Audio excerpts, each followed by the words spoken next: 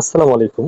মিনুসান, আজকে আমরা কোনো কিছুর সাথে তুলনা করা বা কোনো কিছুর চেয়ে মানে কোনো বস্তুর সাথে কোনো বস্তু বা বিষয় তুলনা করার ক্ষেত্রে কিভাবে সেন্টেন্স মেক করতে হয় আমরা সেই বিষয়ে আজকে আলোচনা করব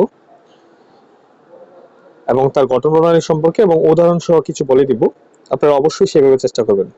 মিনুসান, কোনো কিছুর তুলনা করার ক্ষেত্রে সেন্টেন্সের গঠন সম্পর্কে যেটা বা গঠন প্রণালীটা আমি আপনাদেরকে বলতেছি, এন ওয়ান প্লাস ওয়া প্লাস এন টু প্লাস ইউরি প্লাস অ্যাডজেক্টিভ প্লাস দেশ।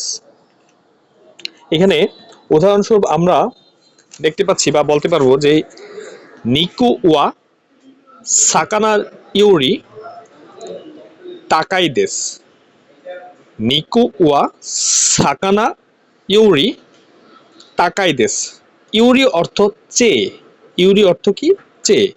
যে নিকুর থেকে মাছ, নিকুর থেকে মাছ অনেক সস্তা, নিকুর থেকে মাছ অনেক সস্তা। আমরা পাশাপাশি আরো কিছু বলতে পারি যে এখানে আপনারা দেখতে পারবেন যে অথবা কি বলতে পারবেন যে বরফেন ওয়া বরফেন ওয়া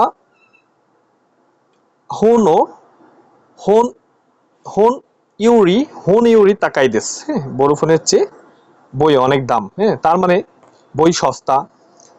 অথবা এখানে আরো কিছু বলা যায়, আরো সেন্টেন্স মেক করা যায়, সেগুলো আপনারা নিজেরা ভেবে চিন্তে অনেকগুলো সেন্টেন্স মেক করবেন। এভাবেই আপনাদের প্র্যাকটিস চালিয়ে যাবেন। ধন্যবাদ মিনুসান।